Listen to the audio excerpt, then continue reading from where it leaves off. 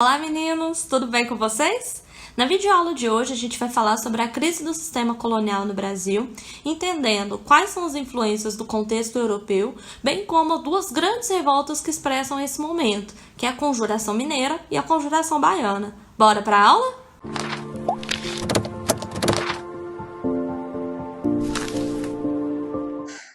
Bom, pessoal, dando continuidade a esse contexto de transformações na virada da Idade Moderna para a Idade Contemporânea, para além dos eventos que ocorrem em todo o continente europeu, é muito importante a gente entender como que isso impacta na América.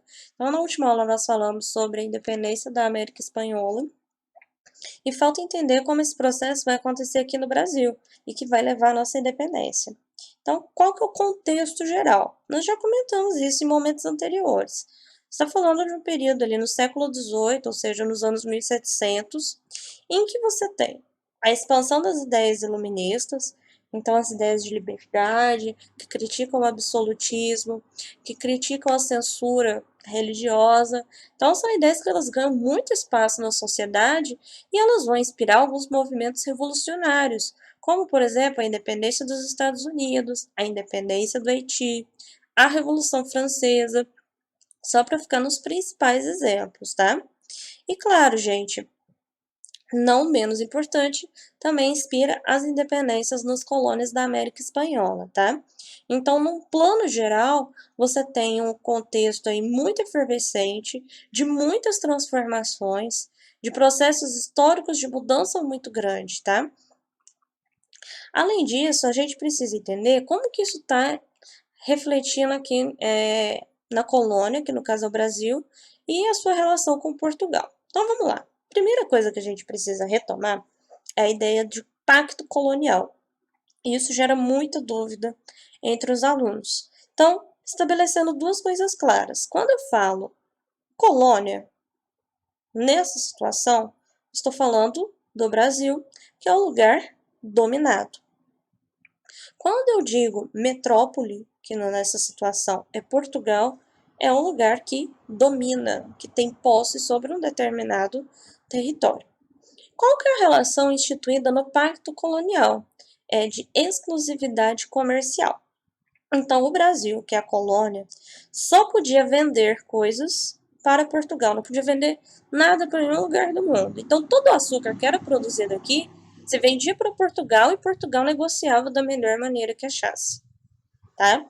E, para piorar, a gente não podia comprar nada que não viesse também de Portugal, que no caso são as manufaturas. Então, se você precisasse, por exemplo, de tecidos finos, você jamais poderia produzir um tecido desse aqui. Você teria que comprar e comprar de Portugal. Então, isso era muito desvantajoso para quem habitava a colônia. E, claro, valia muito para Portugal. Por quê? Porque Portugal tinha um monopólio comercial sobre o Brasil. Veja, em nenhum momento aqui a intenção do Pacto Colonial é desenvolver a sua colônia. A intenção é explorar as riquezas que se gera a partir dela, ok? Bom, nesse sentido, durante o século XVIII, tem algumas coisas importantes para a gente destacar nas relações econômicas entre Portugal e Brasil. Primeiro, aqui você vai ter uma grande crise da economia açucareira, principalmente por conta da concorrência holandesa da cana-de-açúcar produzida nas Antilhas, tá? Que é na América Central. Então, isso vai fazer com que o preço do açúcar diminua, vai fazer com que Portugal, na verdade, né, o Brasil e Portugal RVD, não seja mais responsável por maior parte da produção de açúcar do mundo, e isso vai ser péssimo para os donos de engenho que viviam aqui no Brasil, porque você vai ter uma crise, uma diminuição expressiva das vendas de açúcar para a Europa, tá? Então, esse é uma primeira questão. Então, aquele eixo econômico que estava no Nordeste, ele começa a se deslocar na medida em que o Nordeste entra em crise, afinal, sua produção estava centrada no açúcar, a ponto de a própria capital da colônia ser transferida de Salvador para o Rio de Janeiro em 1763, tá? Principalmente para escoar a produção de ouro. Então, era muito mais perto você mandar, por exemplo, da região das Minas para o Rio de Janeiro do que você mandar para Salvador e de lá ir para a Europa, tá? E aqui tem um outro problema, que lá para o final do século XVIII, a produção de ouro também, gente, ela vai entrar em crise, você tem uma diminuição. Ouro é um recurso não renovável. Então, na medida em que você vai extraindo, eram toneladas de ouro, literalmente, que eram extraídas, é claro que vai chegando no final do século XVIII, você não vai extrair mais aquela mesma quantidade do que no seu período de auge, tá? Aqui, só para vocês terem uma ideia dos principais produtos coloniais que existiam no período, né, no século XVIII, você tem nas áreas em verde, que estão no litoral, o plantio da cana-de-açúcar, a maioria dessas áreas são no Nordeste. Você tem cor-de-rosa, a pecuária, que é algo que é uma produção voltada para abastecimento do mercado interno, tá, para as necessidades dos habitantes da colônia em geral, e que, claro, né, essa criação de gado, além de lá dentro ao interior, ela está muito próxima ao curso dos rios por uma necessidade prática mesmo. Nas áreas em amarelo são áreas de principalmente extração de ouro, mas também havia de diamante, tá? Na área em roxo, né, esse lilás, você tem a extração das drogas do sertão. Gente, as drogas do sertão são especiarias da região amazônica, como cacau, baunilha, guaraná e etc. Tá? E que tinham um alto valor econômico na Europa. E além disso, você tinha uma pequena produção de algodão em alguns pontos do Nordeste, mas ela não era significativa no todo econômico da colônia, no caso, o Brasil, certo? Bom, além disso, em Portugal você tem início, o que a gente chama no século XVIII, da Era Pombalina. O que significa isso? É quando o Marquês de Pombal, em 1750, ele foi nomeado como ministro dos negócios e dos domínios ultramarinos.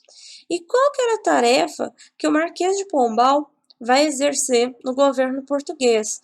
É ajudar a resolver a crise econômica que Portugal enfrenta e que era uma crise muito séria. Então, ele vai aplicar vários princípios iluministas, né, no governo português. Mas, por outro lado, como ministro, aí no caso, digamos, da economia, entre aspas, né, ele também vai aumentar muito o controle econômico sobre as colônias, aumentando muito a, a cobrança de impostos, por exemplo. Você tem uma fiscalização muito mais rígida sobre o que se produzia aqui na colônia. Para ficar num exemplo, aqui era muito comum você ter contrabando de ouro.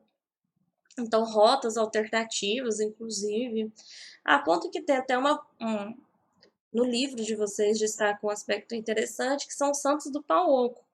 Eu não sei se vocês já ouviram essa expressão, mas a origem, né, desse termo, ela tem a ver com uma das formas de contrabando de ouro que eram utilizadas nas regiões mineradoras, que era você esconder dentro das imagens de santo ouro roubado. Então, é claro que a partir dessa gestão do Marquês de Pombal, você vai ter um aumento da fiscalização e um aumento da cobrança de impostos, tá? Além disso, aqui no Brasil, você vai ter um aumento da produção agrícola. Claro, gente, voltada aí para os interesses e para o lucro europeu, no caso português, né?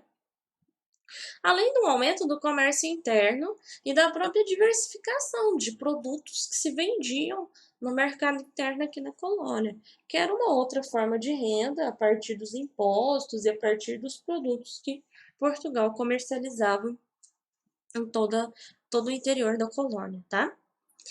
Outro ponto importante que cabe destacar aqui desse período da Era Pombalina é um tratado econômico entre Portugal e Inglaterra, e um tratado muito desvantajoso, que durou quase um século, durou quase não, durou mais de um século, né, entre os dois países, e contribuiu muito para piorar a crise de Portugal, que é um tratado também conhecido como Tratado de Panos e Vinhos, que é o Tratado de Metuim. E como que ele funcionava na prática, né? Era um combinado entre Portugal e Inglaterra, em que Portugal venderia vinhos para a Inglaterra, então a Inglaterra só ia comprar vinho de Portugal, e o contrário, né? A Inglaterra ia vender tecidos para Portugal, portanto, Portugal só ia comprar tecido da Inglaterra.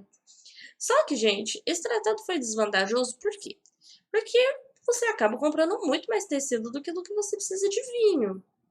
E como a coisa precisava ficar em pé de igualdade, acabava que Portugal sempre estava devendo para a Inglaterra, tá? E, inclusive, muitas dessas dívidas que Portugal contraiu com os ingleses, adivinha com o que eles pagavam? Com ouro brasileiro. Então, se extraía ouro aqui, mandava para Portugal, mas pouquíssimo ficava em Portugal, porque a maior parte ia parar na Inglaterra, tá? Esse é um aspecto, inclusive, importante, porque parte desse ouro que é extraído aqui na região, que vai parar na Inglaterra, ele acaba contribuindo para que acontecesse a Revolução Industrial, né? Eu comentei em aulas anteriores, você precisa de ter uma acumulação de capital, de dinheiro disponível para fazer essa revolução, e parte desses recursos era o ouro brasileiro, extraído aqui no século XVIII. E outro problema também, que envolvia o Tratado de Methuen, é que, embora houvesse o Pacto Colonial, você tinha uma dificuldade de controlar a entrada de produtos ingleses na colônia, tá? Então, esse é um outro aspecto importante também e que mostra algumas questões já que apontam uma crise desse pacto colonial. Mas, enfim, vocês estão vendo então que a gente está falando de um contexto de crise econômica, então as crises, elas em geral, costumam apontar também caminhos para mudanças. Você tem um contexto de expansão das ideias iluministas, que estão propondo novas formas de organização na sociedade. E você tem os processos revolucionários, tanto na América quanto na Europa, em que basicamente estão rompendo com o antigo regime. Então veja, como que todo esse contexto ele vai impactar aqui no Brasil? Quais são as revoltas que vão surgir a partir disso? Então, na aula de hoje nós vamos destacar duas delas. A primeira é a Conjuração Mineira. A Conjuração Mineira, ela vai acontecer em 1789, numa das principais regiões mineradoras, que era a cidade de Vila Rica, que é onde hoje fica Ouro Preto, e vai estar inspirada claramente nas ideias iluministas, na independência dos Estados Unidos, tá? E quem que vão ser os principais envolvidos, né? Quem que vai propor essa revolta? Vão ser principalmente a elite mineira. Então, donos de escravos, donos de terras. E terras aqui, gente, principalmente o que a gente chama de lavras, que são os terrenos, né, onde você extrai o ouro nesse período. Então você veja, eram pessoas ricas em geral, ou pelo menos de classe média. Você não tem presença de camadas populares nesse período, certo? E aí, enquanto líder dessa revolta, se costuma destacar a figura de Joaquim José da Silva Xavier, conhecido como Tiradentes, popularmente, e que vai ser considerado um mártir desse processo. E a gente vai ver por quê. Bom, por quê, né? Quais são as causas que levaram à Conjuração Mineira a acontecer? Primeira coisa, a crise da produção do ouro, tá? Então você tem uma diminuição ao passar dos anos da quantidade de ouro que se extrai aqui. Então, se no começo, ó, aqui em 1735, por exemplo, você extraia 10 mil quilos de ouro por ano. Então, veja, eu tô falando de 10 toneladas, gente. Aqui em 1788, ó, você extraia 3 mil. Então, 3 toneladas. Então, caiu para muito menos da metade. E, claro, gente, o ouro é um recurso não renovável, né? Então, à medida em que você extrai, ele vai esgotando. Então, esse era um problema. Porque se você está produzindo menos ouro, está arrecadando menos impostos. E aí, nesse contexto que vai ser nomeado um novo governador para a capitania de Minas Gerais, capitania é o mesmo que estado naquela época, que é o Visconde de Barbacena. E isso gerou um pânico na região, porque o que era o medo? Era se cobrar impostos atrasados e, principalmente, instituir um negócio chamado derrama. O que é a derrama? Veja, você tinha uma meta de extração de impostos todo ano. Eram 100 arrobas. Uma arroba, gente, tem 15 quilos, né? Então, você tinha aí pelo menos 1.500 quilos de imposto em formas de ouro para ser coletado nessa região. Só que na medida em que a produção vai caindo, né, gente, fica difícil você extrair todo esse ouro. Ó, é só você observar esse dado aqui desse período, ó, como que vai diminuindo a quantidade. Então, qual que era o problema da devassa? Porque a devassa, ela propunha, a devassa não, gente, desculpa, a derrama, né? Qual que era o problema da derrama? É porque ela se propunha a atingir a meta das 100 arrobas anuais, inclusive invadindo a casa das pessoas e pegando os pertences delas, tá? O todo de ouro que elas tivessem em particular. Então, que fossem levados, né? E claro, gente, quem que tinha o mais ouro? Quem era mais rico, né? Então isso gerou um pânico também entre a elite, né? De ter essa derrama, que era essa cobrança forçada, e era violento mesmo. Iam soldados na casa da pessoa e pegavam e levavam embora, tá? Então esse era um receio muito grande. E aí, gente, então quais eram os objetivos? Então, beleza, ó, a gente já encontrou o problema, né? Qual que era a causa da insatisfação. Então, o que as pessoas envolvidas na Conjuração Mineira queriam? Primeira coisa, a independência de Minas Gerais. Gente, quando eu falo em busca de independência, não é a independência do Brasil, é a independência de Minas, é tornar Minas Gerais um país. E não é um país com qualquer sistema de governo, mas um sistema republicano, nos moldes do que já havia nos Estados Unidos. Além disso, fundar uma universidade, lembrando que até então era proibido ter universidades aqui. Embora na América Espanhola você já tivesse várias universidades, aqui no Brasil não tinha autorização. E além disso, né, gente, por fim, né, desenvolvimento de manufaturas e liberdade comercial, romper com o pacto colonial definitivamente com a independência, de modo que você pudesse produzir coisas na colônia e pudesse vender e comprar de diversos pontos do mundo, tá? Só que, gente, a revolta nem chegou a começar porque ela já deu errado. Então, Joaquim Silvério dos Reis, que era um dos envolvidos, acaba entregando todo mundo, ele faz o que a gente poderia brincar de uma delação premiada. E em troca do perdão das suas dívidas com a coroa, e ele tinha muita dívida, ele contou para as autoridades, né, o que os revoltosos pretendiam. E aí, vários dos envolvidos, gente, é muita gente envolvida mesmo. Essas pessoas foram presas e levadas para a capital, que no caso, gente, era o Rio de Janeiro à época, tá? Então você tem pelo menos 50 pessoas quase que foram presas e foram levadas para a capital. E aí você tem nessa devassa, que é o processo de investigação desses inconfidentes, e com as devidas penas que cada um teve, né, gente? E são penas diferentes, a pena não é igual para todo mundo, isso varia com a participação. Então, por exemplo, teve gente que teve pena de morte, teve gente que foi condenada ao degredo. O que é o degredo? Você ser expulso do país e ser enviado para um lugar em específico. Teve gente que acabou morrendo dentro da própria prisão, como, por exemplo, o poeta Cláudio Manuel da Costa. Teve gente que foi absolvida, né? Teve gente que foi condenado só a um exílio em Portugal mesmo, de 10 anos e depois podia voltar. Tem gente que foi condenada a trabalhos forçados, tá? Mas a ideia era de que fosse algo que não. Qual que era o recado de Portugal, né? Que não deixasse aquilo passar de batido, despercebido. Porque afinal, gente, era considerado um crime de lesa majestade. Então, você tramar algo contra o governo, no caso a coroa de Portugal, é como se você estivesse fazendo algo contra o rei. Essa ideia clássica do regime absolutista.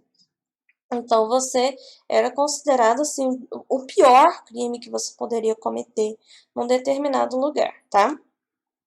Mas aí na prática, o que vai acontecer, né, gente? Quem que vai ser condenado à morte? Um único indivíduo, no fim das contas, que vai ser o Tiradentes, que vai ser considerado a principal liderança por ter um apelo mais popular, né? E os outros 10 que iam ser condenados à morte acabaram tendo o perdão da rainha, que era Dona Maria I, e que, né, vão ser condenados ao degredo, tá, gente? Lembrando que ser condenado ao degredo, dependendo do lugar que você fosse enviado, era um sinal de que você ia também morrer, tá? porque não seria bem-vindo naquela região. Bom, gente, o tempo todo eu tenho falado em conjuração, mas se vocês procurarem na internet, verem no livro mesmo de vocês, né? Vocês vão ver muito o termo inconfidência, tá? E por que essa diferenciação entre esses dois termos? Quando eu falo em confidência, é um termo que tem a ver com o ponto de vista da coroa, como se você estivesse traindo a metrópole, que foi o que eu comentei com vocês, né? Que é como se a gente estivesse falando de um crime de lesa majestade. Portanto, ele carrega esse sentido de trair o reino, tá?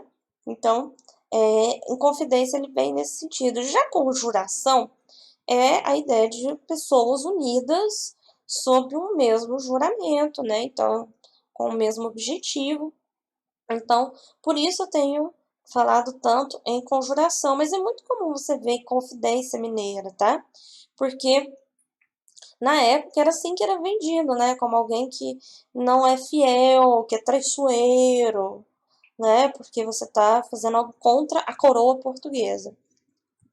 E aqui uma outra coisa importante de lembrar, gente, é o símbolo dos Inconfidentes, que vai inspirar a bandeira de Minas Gerais. Então, você tem um triângulo que representa a Santíssima Trindade, né? O Pai, Filho e Espírito Santo. Lembrando que a religiosidade católica, ela é muito influente aqui nesse período. Mas aí, já retomando aí as ideias do iluminismo, eles buscam uma frase do poeta Virgílio, né? Tá escrito aí em latim, que é a liberdade ainda que tardia, né? Então, esse ideal de liberdade, de independência, ele vai nortear a Inconfidência Mineira. E falando sobre o seu principal líder, a gente precisa falar um pouquinho sobre o Tiradentes, né, gente? Hoje, se você procurar rapidamente, você vai ver que o Tiradentes é considerado um herói da pátria, né? Só que quando ele foi condenado, gente, essa foi a última coisa que teve perto de acontecer. Por quê? Porque além de todos os bens dele, né, os terrenos que ele tinha foram queimados, jogou sal, quem era familiar dele foi tipo, caiu assim, como que eu posso dizer? Como se fosse mal visto na sociedade, tiveram que fugir, trocaram de sobrenome, né? Então, quando que vem essa ideia de que Tiradentes é o herói? Quando que as pessoas passaram a pensar nisso, tá? Então, primeira coisa, vamos pensar na imagem do Tiradentes? Eu coloquei um print da tela, você joga Tiradentes no Google e vê as imagens. Sai aí, em geral, esse sujeito com barba e algumas imagens com uma pegada até bem religiosa. Eu vou falar delas aqui agora. Só que essa imagem corresponde à realidade do Tiradentes, gente? Não. Assim, primeira coisa importante de se pensar é que você não tem registro fotográfico, então não dá para dizer ao certo como que era Tiradentes de fato. Lembrando que coisas que mostram, retratam a condenação dele à prisão, é muito complicado, porque em geral, quando alguém estava preso, uma das primeiras medidas era raspar a cabeça, raspar a barba, até por conta de infestação de piolhos. Então é muito pouco provável que no momento da sua condenação ele tivesse com barba e cabelo grande, tá? Além disso, gente, se você observar essas duas imagens, vamos olhar esse quadro aqui do Pedro Américo, ó. Aqui, ele aparece inclusive ruivo, tá? Então, que é uma característica que se assemelha a Cristo. Olha, tem um próprio crucifixo aqui do lado. Alguns elementos, ó, como por exemplo, mostra esse braço pendente, que remete a obras importantes, que mostram, por exemplo, a mãe de Jesus segurando seu filho, né? Então, a própria, a própria ideia mesmo de evocar um sofrimento de Tiradentes como o sofrimento de Jesus, colocar uma aparência semelhante, mesmo que isso não tivesse uma base concreta. Lembrando um dado interessante, eu não vou conseguir desenhar aqui, mas se você observar o contorno disso aqui, ó, tirando a cabeça dele, ó, for fazer um contorno aqui, ó, é quase que uma mensagem subliminar, né, gente? Mas mostra como se fosse o território brasileiro, ó. Lembra o mapa do Brasil, tá? Então, é um aspecto interessante da obra do Pedro Américo. E aqui, novamente, ó, alguém que está sendo condenado e rogando, alguém triste aqui.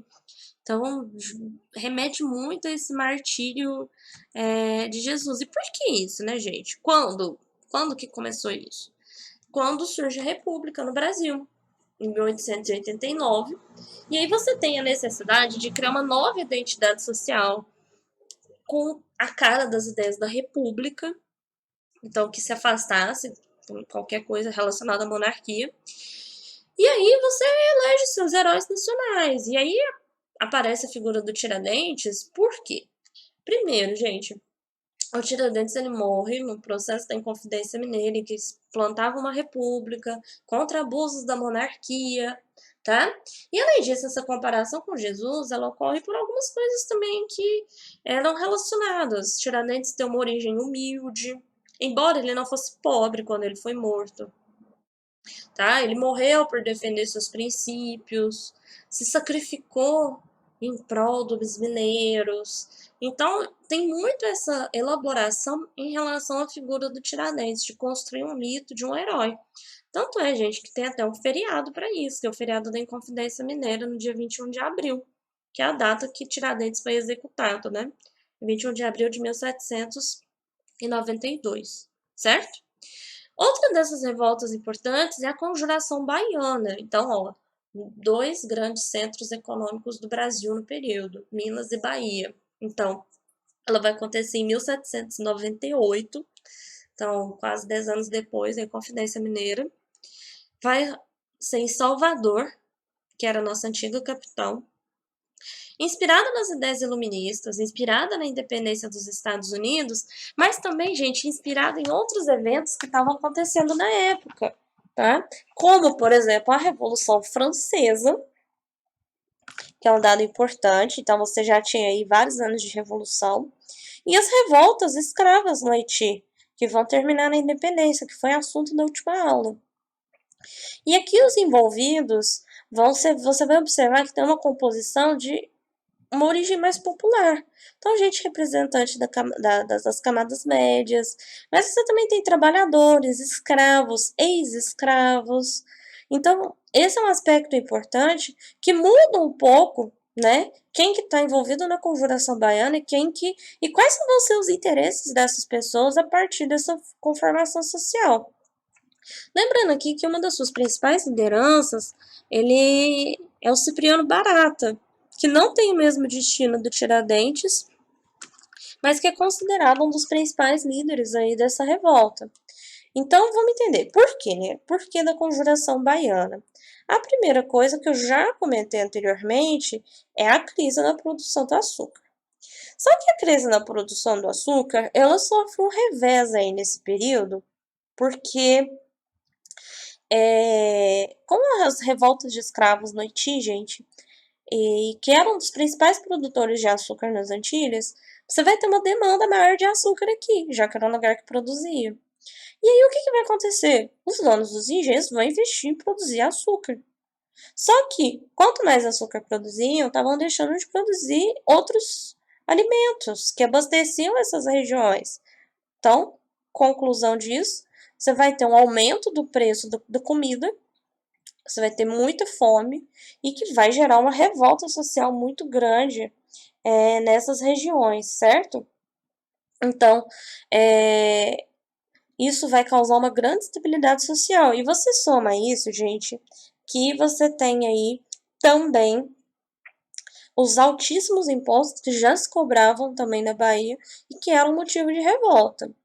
E o que os conjurados na Bahia desejavam? Quais eram os seus objetivos? Primeiro, independência da Bahia. Gente, de novo, não é independência do país, era do estado da Bahia. Tá? Então, a Bahia ser uma república. Da mesma forma que Minas almejava isso, Bahia também almejava ser uma república. Mas aqui eles têm um objetivo que se destoa completamente das revoltas do período, que era desejar o fim da escravidão. Inclusive, é, o caráter, inclusive, de mudanças que está sendo proposto aqui é muito maior do que o da Conjuração Mineira, sem sombra de dúvidas, tá? Além, claro, gente, da diminuição de impostos, de maior liberdade comercial, de poder desenvolver manufaturas, esses eram aspectos importantes aí. No livro de vocês tem o manifesto dos baianos, né, que é o Avisa ao Povo Baiense, lá na página 473, e que convoca mesmo os baianos, né, a lutarem pelo reivindicarem seus direitos. Então, ó vós povo que nascestes para sereis livre e para gozarem de bons efeitos da liberdade, olha as ideias do iluminismo. E aí fala, ó, vós povos que viveis flagelados em pleno poder do indigno coroado, então veja a crítica à monarquia. Esse mesmo rei que vós criastes, esse mesmo rei tirano é quem se firma no trono para nos vexar, para nos roubar e para nos maltratar. Então tá vendo, ó, qual que é a origem, né, dos males da Bahia? Tá na coroa portuguesa. Então, eles têm um tom muito crítico, tá? E que é com certeza, uma grande inspiração das ideias do iluminismo e dos próprios processos revolucionários que estavam acontecendo naquela época. Gente, assim, o que virou na prática, né, essa revolta? Ela também não deu certo, né? Então, após a divulgação dessas ideias em Salvador, com a distribuição de muitos panfletos, você tem alguns participantes que vão delatar os demais, e aí você tem mais de 30 rebeldes presos, tá? E que vão ser, aí se abre uma nova devassa, que é um novo processo de investigação e punição dessas pessoas envolvidas, e 4 deles foram condenados à morte, tá? Eles também eram líderes, né, que são os soldados Luiz Gonzaga, o Lucas Dantas e os alfaiates, né, que é o Manuel Faustino e João de Deus. Eles vão ser condenados à morte, mesmo de Tiradentes, enforcados em praça pública e ter pedaços dos seus corpos espalhados pela capital, que era uma forma de você dar uma punição exemplar para evitar que acontecessem novas revoltas. Mas aqui é importante destacar por que eles, e não, por exemplo, uma das principais lideranças, que era o Cipriano Barata, tá? Então, muito se especula por conta de serem indivíduos negros, né? Então, esse componente, inclusive, de reivindicar o fim da escravidão era uma das coisas que mais aterrorizavam as elites aqui no país. Então, claro, isso é um elemento que acaba contribuindo. Mas, além deles, vários foram mandados para degredo, gente que foi condenada a chibatadas, né? Mais de 500 chibatadas. Então, foi um processo de condenação muito violento, tá? Teve uma repressão muito grande e você tem um certo apagamento histórico também, né? No sentido de puniu e agora vamos apagar, abafar isso aqui para essa ideia não espalhar, tá bom? Aqui eu deixo algumas referências para quem quiser saber mais sobre o assunto. A primeira delas é um vídeo sobre o Tiradentes, do Nerdologia, falando justamente um pouco da sua vida, de como que se cria esse mito Tiradentes, tá? Aqui eu deixo para vocês a indicação de um jogo, que é sobre a Conjuração Baiana. Ela também é conhecida como Revolta dos Búzios. É um jogo que tem para Android e ele também é disponível para PC, Windows. Então, assim, é um jogo bem legal e que conta sobre a história no meio tempo da Conjuração Baiana. Além disso, eu deixo o link aqui na descrição de uma matéria do Arquivo Público de Uberaba, gente, contando de possíveis familiares do Tiradentes que moraram aqui na cidade no século XIX, tá? Então, mostrando alguns documentos da época, de onde que eles tiraram essas hipóteses, fotografias. Então, é um link bem interessante aí sobre o assunto. E, por fim, esse vídeo falando, né, da relação da Revolta dos Búzios ou da Conjuração Baiana com os dias de hoje e como que isso contribui para a formação da memória da Bahia. Tá bom, pessoal, espero que vocês tenham gostado da aula. Qualquer dúvida, envie suas mensagens nos nossos canais de comunicação e deixem as impressões de vocês aqui nos nossos comentários. Um beijo, se cuidem e até a próxima!